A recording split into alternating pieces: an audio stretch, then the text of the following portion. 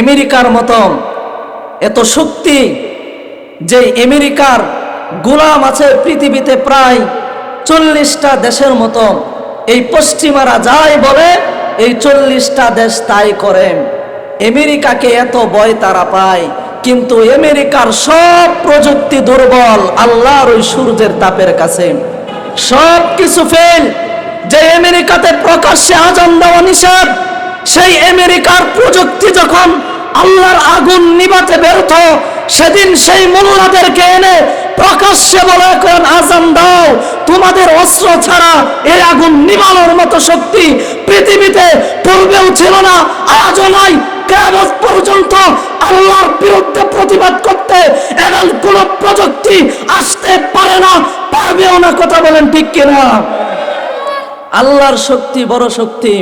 পশ্চিমাদের দালালদেরও বুঝাদের উচিত যে আল্লাহর বিরুদ্ধে কথা বলতে যেও না। এমন এক শহর, পৃথিবীর প্রতিটা মানুষ এই শহরের নাম শুধু একটাই জানে, পাপের শহর। এই শহরটাতে অশ্লীল ভিডিও হয়, সারা বিশ্বের মুসলিম সন্তান সেই ভিডিও দেখে আকামার কুকাম করে। এই শহরে পুরুষ পুরুষকে বিবাহ করে সহবাস করে। এটা হলো সেই শহর যেখানে আল্লাহর বিধানকে ব্যঙ্গ করে বাস্তবায়ন করে। আল্লাহর বিধানকে ব্যঙ্গ করার কারণে পশ্চিমাদের সব প্রযুক্তি আল্লাহর কাছে ব্যর্থ। আল্লাহ বলে এতদিন ছাড় দিয়েছি, ইন্না বাতশা রাব্বিকা লাশাদীদ, এতদিন শুধু বসে দেখেছি, ছাড় দেওয়ার সময় আর নাই। বিশ্বে অসভ্যর কালচার শুধু তোমরাই পশ্চিমারা তৈরি করে দেখিয়েছো। কথা বলেন ঠিক কিনা? মজলিসে বসলে দুইটি ফায়দা: এক, অজানা জিনিস জানা যায়; দুই, জানার পরে সেটা আমল করা যায়। কারণ আমরা অনেকেই আছি আলেম নাম, কিন্তু আলেমদের মজলিসে যখন বসি অনেক দামি দামি কথা শুনি যা আমরা নিজেদের জানা নাই।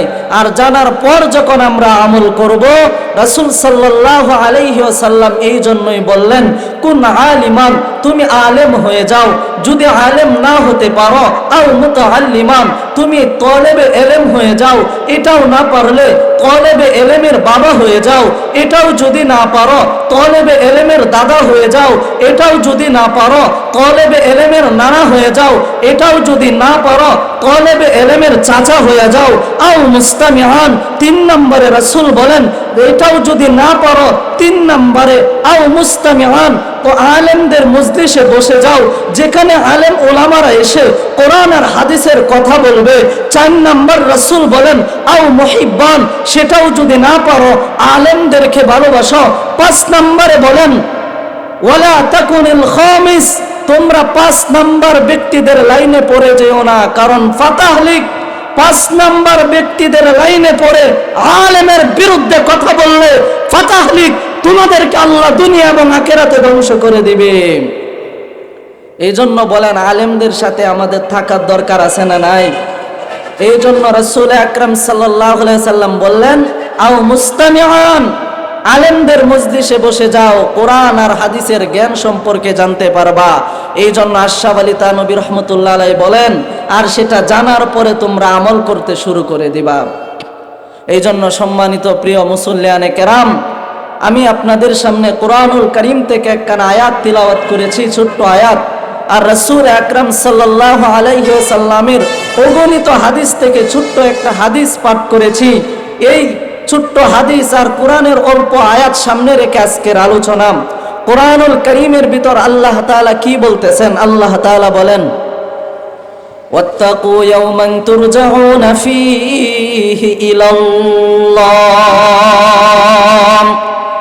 সুম্মা তুওয়াফফা কুল্লু নাফসিম মা কাসাবাত ওয়া হুম লা ইউজলামুন। ওই দিনকে ভয় করো বান্দা, ওই দিনকে ভয় করো। ওয়াত্তাকু ইয়াওমান তুরজাউনা ফীহি ইলাল্লাহ, যেদিন আমি আল্লাহর সামনে তোমার দাঁড়াইতে হবে, সেদিন দাঁড়ায়া আমি আল্লাহর কাছে তোমার হিসাব দিতে হবে। সুম্মা তুওয়াফফা কুল্লু নাফসিম মা কাসাবাত ওয়া হুম লা ইউজলামুন। ওই দিন এক দলকে আমি আল্লাহ জান্নাত দিয়া দিব, আরেক দলকে জাহান্নাম দিয়া দিব। সেদিন যেই মানুষগুলাকে জান্নাত দিব, মনে করবা না ভালোবেসে জান্নাত দিছি। আমি রব্বে কারীম কিয়ামতের কঠিন ময়দানে যেই মানুষগুলোকে জাহান্নামের মধ্যে নিক্ষেপ করব, মনে করবা না তাদেরকে ঘৃণা করে আমি আল্লাহ জাহান্নামে নিক্ষেপ করেছি না। কামা তাদিনু তুদানু, প্রতিটা মানুষ সেদিন নিজের কর্ম অনুযায়ী ফল ভোগ করবে। কারো উপর জুলুম করা হবে না। ফারিকুম ফিল জান্নাহ, এক রাস্তা জান্নাতের, ও ফারিকুম ফিস সাঈর, আরেক পথ জাহান্নামের। এখন ডিসিশন তোমার, তুমি কি জান্নাতের পথে থাকতে চাও নাকি জাহান্নামের পথে? যদি জান্নাতের পথে থাকতে চাও, নারীবাজি করা যাবে না। যদি জান্নাতের পথে থাকতে চাও, ঘুষ খাওয়া যাবে না। যদি জান্নাতের পথে থাকতে চাও, সুদ খাওয়া যাবে না। যদি জান্নাতের পথে থাকতে চাও, নামাজ ছাড়া যাবে না। যদি জান্নাতের পথে থাকতে চাও, জুয়া খেলা খেলতে পারবে না।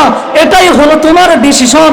আর যদি জাহান্নামের পথে থাকতে চাও, মন মতো চলো, বাধা দেওয়ার মতো পৃথিবীতে এমন কোনো শক্তি তোমার পিছনে না। জাহান্নামের পথে তোমার মন মতো তুমি চলতে পারবা।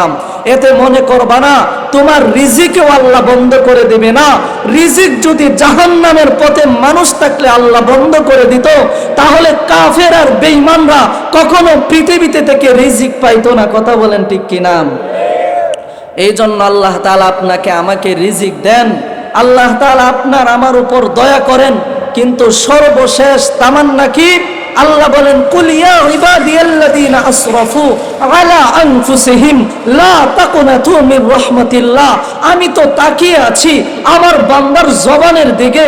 কুল ইয়া ইবাদিয়াল্লাযীনা আসরাফু, কোন সময় নীরবে নিঃশ্রবে আমার বান্দা বসে চায় আর দু চোখের পানি ছেড়ে দেয়, আমি রবের বয়েম। আর দু চোখের পানি যখন আমার বান্দা আমার বয়ে ছেড়ে দিবে, লা তাকুনাতু মির রাহমাতিল্লাহ, আসমান আর জমিনের মধ্যবর্তী জায়গাটাও যদি গুনাহ দিয়ে ভর্তি থাকে, চোখের পানি নাকের ডগায় আসার পূর্বেই আমি রব আমার বান্দার জিন্দেগীর গুনাহ মাফ করে দেব। এটা হলো রবের সিদ্ধান্ত। এখন বলেন, আপনার আমার ওই রবকে ডাকার দরকার আছে না নাই?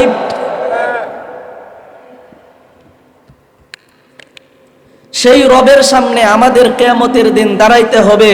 এটা কি আপনাদের বিশ্বাস হয়? বিশ্বাস হয়নি? মিনহা খলাকনাকুম ওয়া ফিহা নুঈদুকুম ওয়া মিনহা নুখরিজুকুম তারাতান উখরা। পালাবার কোনো জায়গা নাই বান্দা।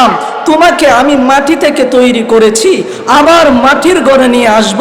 আবার যখন ইসরাফিল সিংহার মধ্যে ফুৎকার করবে, এই মাটি থেকেই তুমি দাঁড়িয়ে আমার সামনে দাঁড়াইবা হাসরের ময়দানে। সেদিন দাঁড়ায়া তোমার হিসাব দিতে হবে আমি রবের কাছে। সর্বপ্রথম কি হিসাব?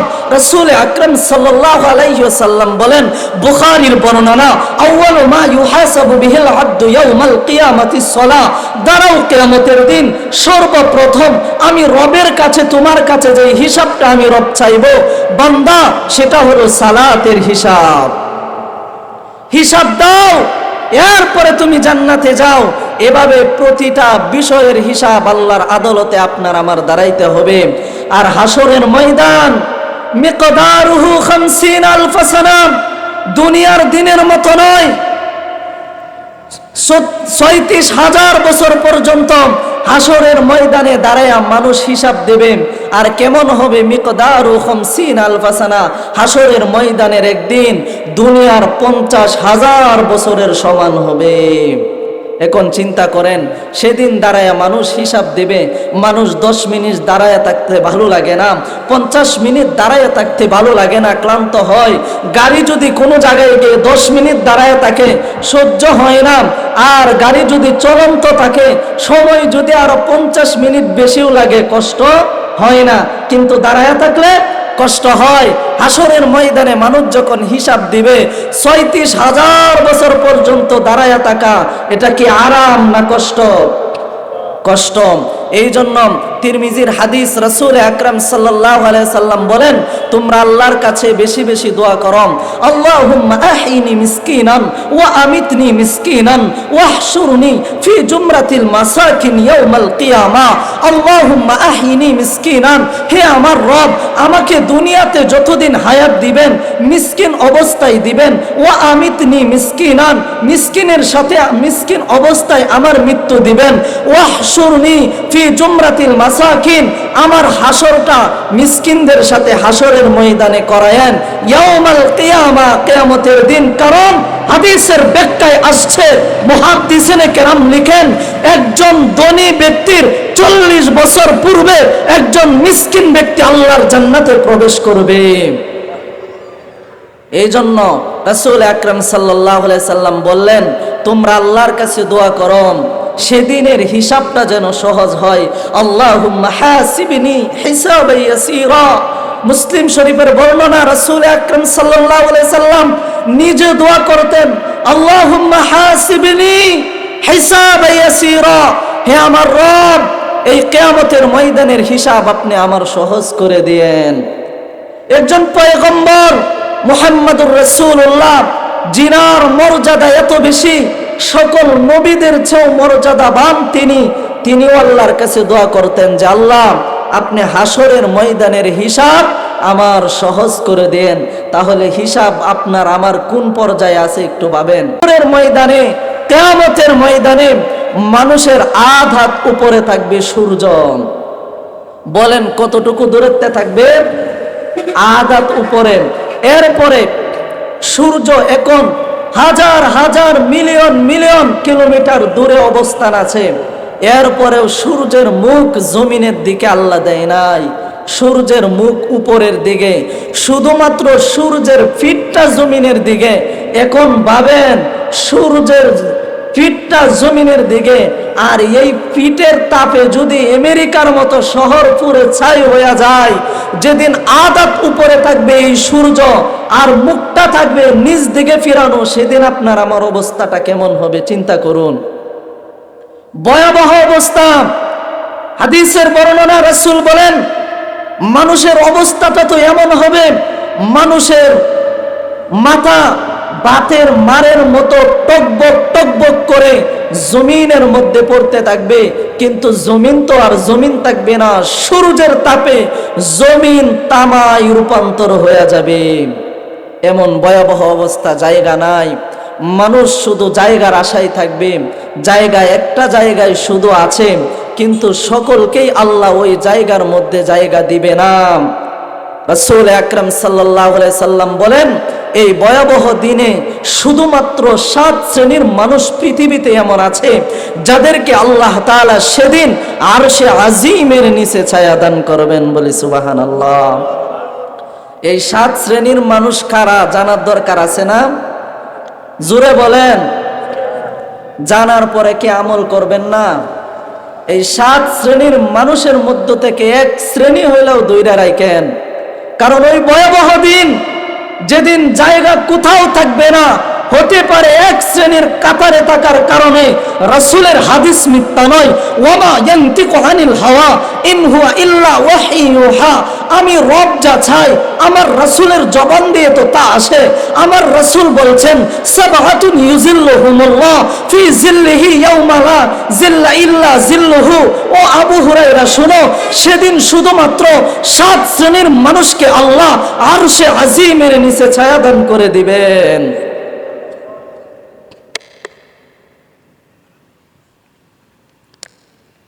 এই 7 শ্রেণীর মানুষের মধ্যে যদি আপনি আমি থাকি, তাহলে সেদিন আপনার আমার আর কোনো চিন্তা নাই। আল্লাহ তাআলা আরশে আজিমের নিচে ছায়া দান করবেন। আজকে ভাবুন, আমেরিকার মতো এত শক্তি, যে আমেরিকার গোলাম আছে পৃথিবীতে প্রায় 40টা দেশের মতো। এই পশ্চিমারা যাই বলে এই 40টা দেশ তাই করে। আমেরিকাকে এত ভয় তারা পায়, কিন্তু আমেরিকার সব প্রযুক্তি দুর্বল আল্লাহর ওই সূর্যের তাপের কাছে। সব কিছু ফেল। যে আমেরিকাতে প্রকাশ্যে আজান দেওয়া নিষেধ, সেই আমেরিকার প্রযুক্তি যখন আল্লাহর আগুন নিভাতে ব্যর্থ, সেদিন সেই মোল্লাদেরকে এনে প্রকাশ্যে বলা করেন, আজান দাও, তোমাদের অস্ত্র ছাড়া এই আগুন নিভানোর মতো শক্তি পৃথিবীতে পূর্বেও ছিল না, আজও নাই। কিয়ামত পর্যন্ত আল্লাহর বিরুদ্ধে প্রতিবাদ করতে এমন কোন প্রযুক্তি আসতে পারে না, পারবেও না। কথা বলেন ঠিক কিনা? আল্লাহর শক্তি বড় শক্তি। পশ্চিমাদের দালালদেরও বুঝাদের উচিত যে আল্লাহর বিরুদ্ধে কথা বলতে যেও না। এমন এক শহর, পৃথিবীর প্রতিটা মানুষ এই শহরের নাম শুধু একটাই জানে, পাপের শহর। এই শহরটাতে অশ্লীল ভিডিও হয়, সারা বিশ্বের মুসলিম সন্তান সেই ভিডিও দেখে আকাম আর কুকাম করে। এই শহরে পুরুষ পুরুষকে বিবাহ করে সহবাস করে। এটা হলো সেই শহর যেখানে আল্লাহর বিধানকে ব্যঙ্গ করে বাস্তবায়ন করে। আল্লাহর বিধানকে ব্যঙ্গ করার কারণে পশ্চিমাদের সব প্রযুক্তি আল্লাহর কাছে বেরোতো। আল্লাহ বলে এতদিন ছাড় দিয়েছি, ইন্না বাতশা রাব্বিকা লাশাদীদ, এতদিন শুধু বসে দেখেছি, ছাড় দেওয়ার সময় আর নাই। বিশ্বে অসভ্যর কালচার শুধু তোমরাই পশ্চিমারা তৈরি করে দেখিয়েছো। কথা বলেন ঠিক কিনা? এখন ওদের প্রযুক্তি ব্যর্থ। এই জন্য আসুন আমরা আল্লাহর দিকে ফিরে আসি। কারণ আজকে পশ্চিমাদের দিকে তাকাইয়া দেখেন, এটা তো মাত্র নমুনা। আল্লাহ রাসূল বলেন, জাহান্নামের আগুনকে যদি 70 ভাগ করা হয়, সেটার 1 ভাগ শুধুমাত্র দুনিয়ার আগুন, এখনো বাকিটা পড়ে আছে। তাহলে ভাবেন ওই হাসরের ময়দানে সূর্যের তাপটা কত ভয়াবহ হবে। আজকে পশ্চিমাদের দিকে তাকাইলে এটা শুধু পশ্চিমাদের জন্য যে শিক্ষা তা না, তাম পৃথিবীর মুসলিমদের জন্য শিক্ষা। সজাগ হও। আজ কোটি কোটি মিলিয়ন কিলোমিটারের দূরত্বে সূর্য শুধুমাত্র পিঠ জমিনের দিকে। এতেই যদি অবস্থা এমন হয়, যেদিন আদাত উপরে থাকবে, আপনার আমার উপরে সূর্য, মুখ থাকবে ফিরানো, সেদিন আপনার আমার অবস্থাটা কেমন হবে ভাবুন।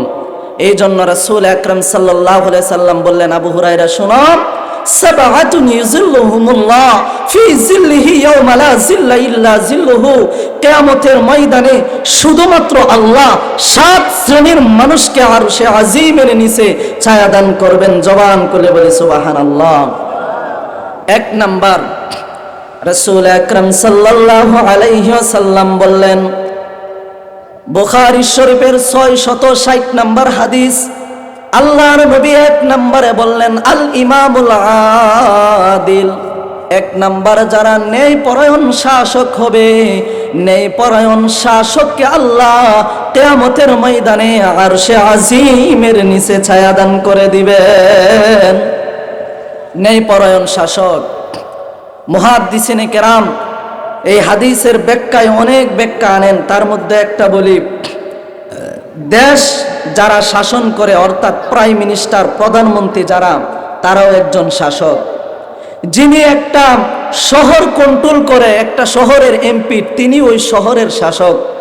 যিনি একটা গ্রাম কন্ট্রোল করে, একটা থানা কন্ট্রোল করে, চেয়ারম্যান, তিনি ওই থানার শাসক।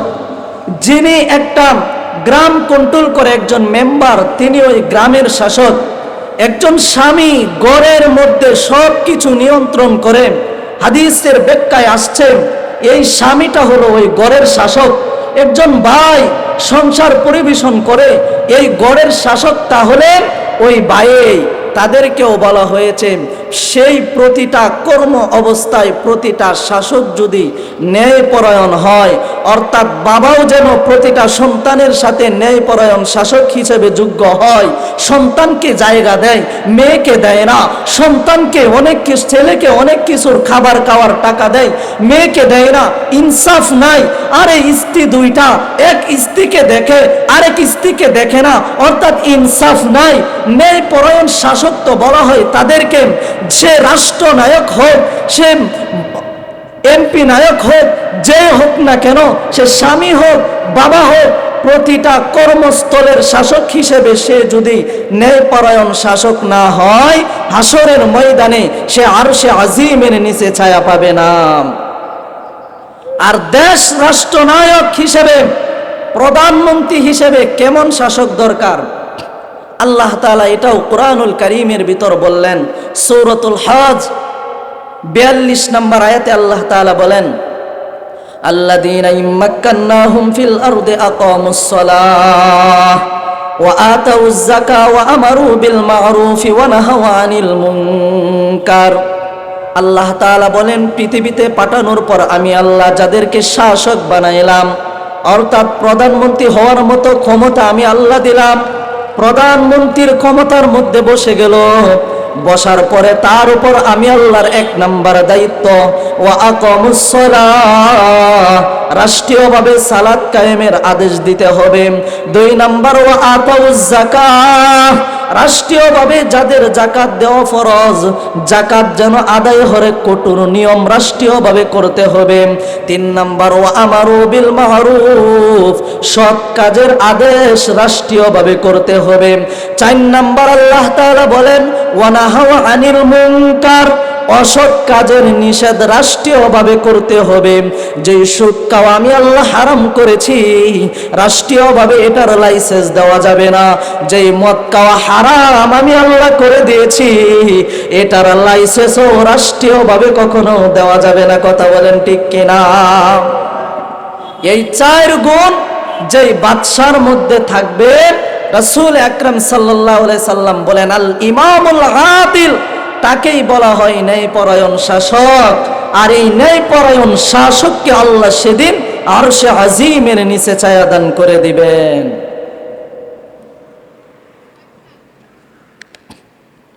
2 নাম্বার রাসূল আকরাম সাল্লাল্লাহু আলাইহি ওয়াসাল্লাম বলেন ওয়াশাবুন নাশাই ফি ইবাদাতি রাব্বি, আল্লাহর নবী বলেন আবু হুরায়রা শুনো, 2 নাম্বার ওয়াশাবুন নাশাই ফি ইবাদাতি রাব্বি, ওই যুবক যে যার যৌবনকালটা তার রবের ইবাদতে কাটিয়েছে, যে যুবক তার যৌবনকালটা তার রবের ইবাদতে কাটিয়েছে, এই যুবককে আল্লাহ আরশে আজিমের নিচে কিয়ামতের দিন ছায়া দান করে দিবে।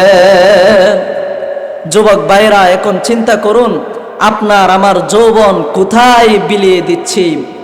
রবের দিকে দিচ্ছি নাকি দুনিয়ার দিকে দিচ্ছি? যদি রবের দিকে দেন আপনি কামিয়াব। ওয়াশাবুন নাশাই ফি ইবাদাতি রাব্বি, আল্লাহ রাসূল বলেন এই যুবককে কিয়ামতের দিন আল্লাহ আরশে আজিমের নিচে ছায়া দান করে দিবেন। রাসূল আকরাম সাল্লাল্লাহু আলাইহি সাল্লাম বলেন ওয়ারাজুলুন কলবুহু মুআল্লাকুন ফিল মাসাজিদ, ওই ব্যক্তি যে ব্যক্তি সর্বদাই মসজিদের দিকে লেগে থাকে, অর্থাৎ তার দিল মসজিদের দিকে লেগে থাকে, মসজিদে দান খায়রাত করে, মসজিদে সিজদা দেয়, মসজিদ ঝাড়ু দেয়, অর্থাৎ মসজিদে আযান দেয়। সর্বশেষ কথা হলো, যেই ব্যক্তির দিল মানে অন্তর সর্বদাই মসজিদকে ভালোবাসে, আল্লাহ রাসূল বলেন ওয়ারাজুলুন কলবুহু মুআল্লাকুন ফিল মাসাজিদ, ওই ব্যক্তিকেও আল্লাহ কিয়ামতের ময়দানে আরশে আজিমের নিচে ছায়া দান করে দিবেন। 4 নাম্বার রাসূল আকরাম সাল্লাল্লাহু আলাইহি ওয়াসাল্লাম বলেন ওয়ারাজুলানি তাহাব্বা ফিল্লাহি ইজতামা আলাইহি ওয়া তাফাররাকা আলাইহি, ওই ব্যক্তি যে একে অপরকে ভালোবাসে আল্লাহর জন্য, আবার একে অপরকে ঘৃণাও করে আল্লাহর জন্য। যে একে অপরকে ভালোবাসে আল্লাহর জন্য, আবার ঘৃণাও করে আল্লাহর জন্য। একজন আলেমকে আমরা ভালোবাসি কার জন্য? আল্লাহর জন্য। একজন মদখোরকে আমরা ঘৃণা করি কার জন্য? এই যে এটাই রাসূল বুঝাইছেন, যে ব্যক্তি একে অপরকে ভালোবাসে আল্লাহর জন্যই, আবার ঘৃণাও করে আল্লাহর জন্য, এই ব্যক্তিগুলাকে আল্লাহ কিয়ামতের দিন আরশে আজিমের নিচে ছায়া দান করে দেবেন। বলে সুবহানাল্লাহ। 5 নাম্বার রাসূল আকরাম সাল্লাল্লাহু আলাইহি ওয়াসাল্লাম বলেন ওয়ারাজুলুন তালাবাতুহু ইমরাআতুন যাতু মানসিবিন ওয়া জামালিন ফাকালা ইন্নী আখাফুল্লাহ, ওই ব্যক্তি যাকে সুন্দরী রমণী নারী ডাকে আর বলে তুমি আমার সাথে সম্পর্ক করো, আমার সাথে বসবাস করো, কিন্তু ব্যক্তিটা বলে ফাকালা ইন্নী আখাফুল্লাহ, আমার অন্তরে আল্লাহর ভয়, আমি তোমার কাছে গিয়ে জিনার কাজে আবিলুদ্ধ হব না। আল্লাহর রাসূল বলেন আল্লাহর ভয় থাকার কারণে ওই ব্যক্তিকেও আল্লাহ আরশে আজিমের নিচে কিয়ামতের দিন ছায়া দান করে দিবেন। 6 নাম্বার রাসূল আকরাম সাল্লাল্লাহু আলাইহি ওয়াসাল্লাম বলেন ওয়ারাজুলুন কলবুহু মুআল্লাক ওয়ারাজুলুন তাসাদ্দাকা আখফা লা তা'লামু শিমালুহু মা তুনফিকু ইয়ামিনুহু, 6 নম্বরে ওই ব্যক্তি যে তার ডান হাতে দান করে কিন্তু বাম হাত জানে না, ওই ব্যক্তিকেও আল্লাহ কিয়ামতের দিন আরশে আজিমের নিচে ছায়া দান করে দিবেন। এই হাদিসের ব্যাখ্যায় আসছে, ডান হাত বলতে কি বোঝানো হয়েছে, অন্তরের ভাবটা যেন এমন না আসে আমি 1000 টাকা দিব, 5 লক্ষ টাকা দিব, মানুষ দেখে বলবে যে আমি 5 লক্ষ টাকার দানবীর। মানে বাপটা যেন মানুষের দিকে ইঙ্গিত না আসে, শুধুমাত্র আসবে যে আল্লাহকে রাজি এবং খুশি করার জন্য আমি দান খায়রাত করতেছি। রাসূল আকরাম সাল্লাল্লাহু আলাইহি সাল্লাম বলেন, ওই ব্যক্তিকেও কিয়ামতের দিন আরশে আজিমের নিচে আল্লাহ ছায়া দান করে দিবেন। 7 নাম্বার, রাসূল আকরাম সাল্লাল্লাহু আলাইহি ওয়াসাল্লাম বলেন, ওয়ারাজুলুন যাকারাল্লাহ খালিয়ান ফাফাদাত আইনা, ওই ব্যক্তি যে নীরবে বসে জিকির করে আল্লাহর, আর 2 চোখের অশ্রু ছেড়ে দেয় আল্লাহর ভয়ে, ওই জিকির করনেওয়ালা ব্যক্তিকেও আল্লাহ কিয়ামতের দিন আরশে আজিমের নিচে ছায়া দান করে দিবেন। শুধু তাই না, রাসূল আকরাম সাল্লাল্লাহু আলাইহি ওয়াসাল্লাম মেরাজ করে যখন জমিনের মধ্যে আসলেন, সাহাবায়ে কেরাম যখন আল্লাহর নবীকে প্রশ্ন করলেন, ওগো নবীজি মেরাজে গিয়ে আপনি কি দেখলেন, কি বুঝলেন? নবীজি সর্বপ্রথম সাহাবায়ে কেরামদেরকে ডেকে ডেকে বলেছিলেন, ও আমার সাহাবারা শোনো, বুখারীর বর্ণনা, আমি যা দেখি তোমরা তা দেখো না, আমি যা বুঝি তোমরা তা বুঝো না, আমি যা শুনি তোমরা তা শোনো না। আমি যখন মহা আকাশ অতিক্রম করলাম, সেখানে গিয়ে দেখি আসমানের 1 সুতা পরিমাণ জায়গা নাই, প্রতিটা জায়গা বিপুল শুধু আল্লাহর ফেরেশতা দিয়ে, আর আল্লাহর সব ফেরেশতারা আল্লাহর জিকির করে, বলি সুবহানাল্লাহ। আরে 1500 বছর পূর্বে আমার রাসূল একথা বলেছিলেন। আজ নাসার সংস্থা আমেরিকার পশ্চিমারা বলে কি জানেন, বিজ্ঞান 1500 বছর পর আজ বলে মহা আকাশে যখন আমাদের স্যাটেলাইট গেল, সেখানে এমন আওয়াজের বিপুল আওয়াজ, মনে হচ্ছে মিলিয়ন মিলিয়ন মানুষের আওয়াজ। আরে এটা তো সে আওয়াজ 1500 বছর আগে রাসূলুল্লাহ যেই ফেরেশতাদের জিকিরের কথা বলেছিল, আজ 1500 বছর পর এই প্রযুক্তি বলে, আরে শুনুন, আমার রাসূলের পরে বিজ্ঞান কেউ হতে পারে না। কিয়ামতের আগেও ছিল আমার রাসূলের নাম, আউয়াল থেকে শেষ পর্যন্ত আমার রাসূলের নাম থাকবে। সব বিজ্ঞান ফেল, আল্লাহর রাসূলের বিজ্ঞানের কাছে। কথা বলেন ঠিক কিনা? আত্তিব্বে নববী একটা হাদিসের কিতাব আছে, রাসূল আকরাম সাল্লাল্লাহু আলাইহি সাল্লামের, এখন বাংলাতে অনুবাদ হয়েছে, এনে পড়বেন।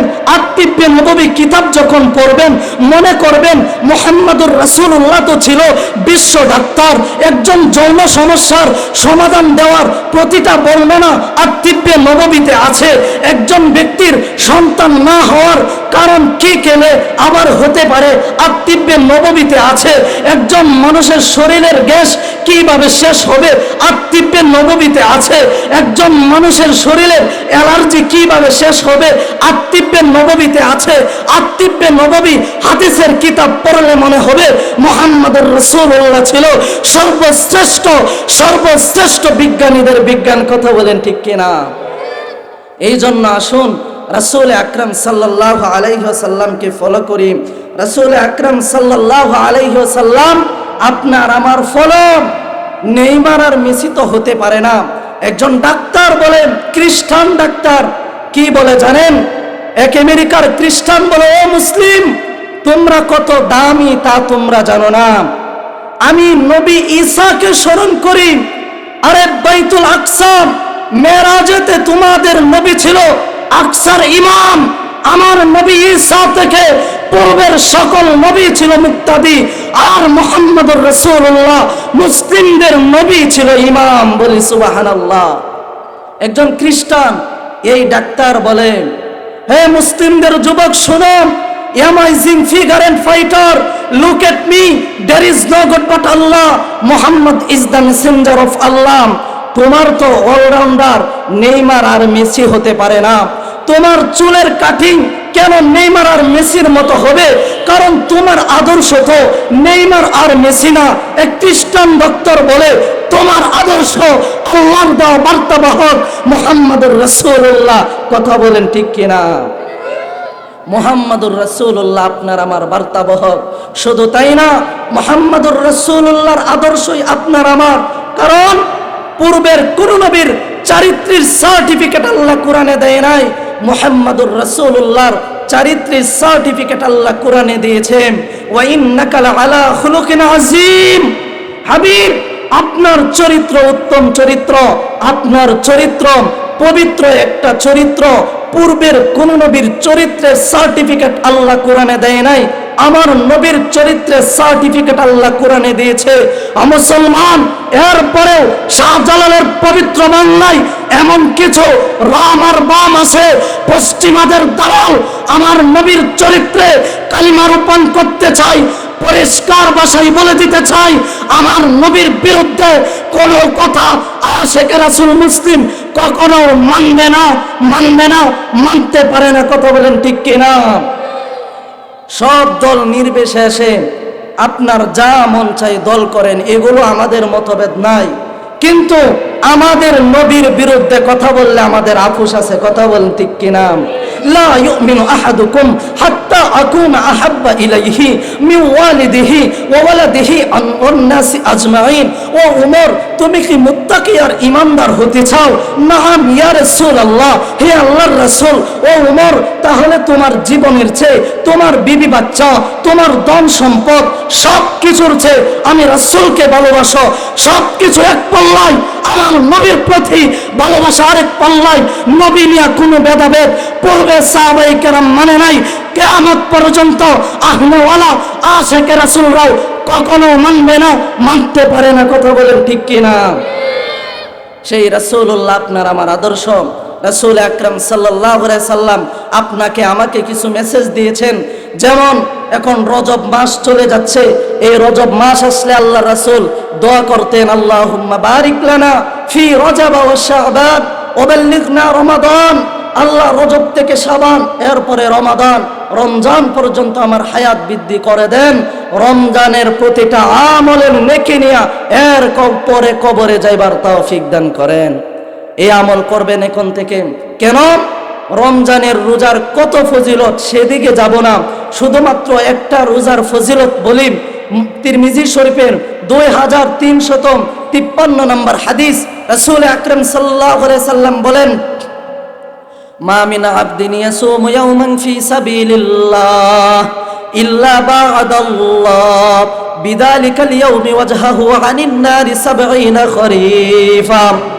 আমার কোন উম্মত যদি আল্লাহর পথে আল্লাহকে ভালোবেসে শুধুমাত্র একটি রোজা রাখে, এক রোজার বিনিময় ওই উম্মতের মৃত্যুর পর তার মুখমণ্ডল থেকে 70 বছরের দূরত্বে আল্লাহ জাহান্নামের আগুন রাখবে। চিন্তা করুন, শুধুমাত্র একটা নফল রোজা যদি রাখেন, মা মিনা আবদিন ফি সাবিলিল্লাহ, আল্লাহর পথে। রাসূল আকরাম সাল্লাল্লাহু আলাইহি সাল্লাম বলেন, আল্লাহর পথে আল্লাহকে ভালোবেসে যদি শুধুমাত্র একটা রোজা রাখে, এক রোজার বিনিময় মৃত্যুর পর তখন তার মুখমণ্ডল থেকে 70 বছরের দূরত্বে জাহান্নামের আগুন আল্লাহ রাখবে। তাহলে ফরজ রোজার ফজিলত আরো কত ভাবুন। তাহলে রমজানের রোজা কি আমাদের রাখতে হবে না?